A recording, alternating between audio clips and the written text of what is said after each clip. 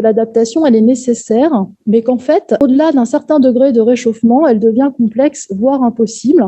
Et ce degré de réchauffement, il est fixé entre 1,5 et 2 degrés. Nos systèmes de climatisation, ils sont dimensionnés pour une température externe max de 42-43 degrés. Et si on dépasse cette température, c'est pas que la clim elle fonctionne moins bien, c'est qu'elle s'arrête de fonctionner. Il faut que les émissions globales soient à leur maximum d'ici 2025. Donc c'est exactement demain. Si nous continuons comme nous le faisons actuellement, nous portons notre espèce dans un climat et sur une planète que notre espèce et même notre genre, le genre humain, n'aura jamais connu. La dernière fois qu'on avait un niveau de réchauffement autour de 2,5 degrés par rapport au climat pré-industriel, c'était il y a environ 3 millions d'années.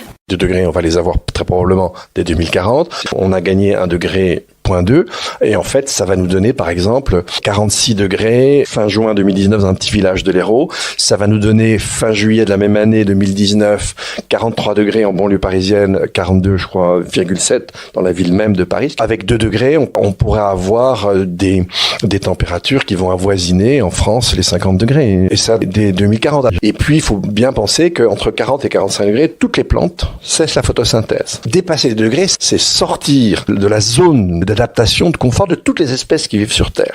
Il n'y a pas non plus de lien direct entre les émissions de gaz à effet de serre produites par une génération et les impacts du changement climatique qui seront subis par cette génération. À cause de ce décalage dans le temps, de cette inertie climatique, qui fait qu'il s'écoule environ 20 ans entre nos actions et les effets de nos actions sur le climat. Dans l'espace de 22 ans, malgré toutes les alertes, malgré tous les rapports, malgré Greta Thunberg, malgré Jean-Marc Jancovici, on a réduit la part des fossiles dans le mix énergétique mondial que de 2 malheureux %. Tous les chefs d'État qui signent l'accord de Paris en 2015 et qui s'engagent sur une hausse maximale de la température de 2 degrés en 2100, ils savent très bien qu'ils seront tous morts en 2100, même les dictateurs, et que donc aucun d'entre eux ne devra rendre des comptes quant au fait de savoir si cet objectif a été atteint ou pas. Il est parfaitement possible, malheureusement, que l'ensemble des écosystèmes terrestres, d'ici à quelques décennies, ne représentent plus du tout un puits, mais deviennent à son tour une source.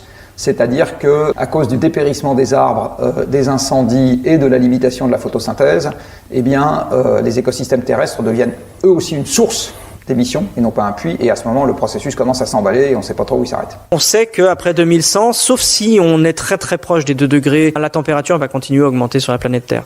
On sait même depuis sur cette courbe-là que quantité de boucles de rétroaction positive n'avait pas été correctement comptabilisée et qu'en fait l'augmentation au cours des siècles prochains risque d'être plus grande encore. Dans les crises du passé, in fine, c'est toujours le climat qui a joué le rôle le plus important.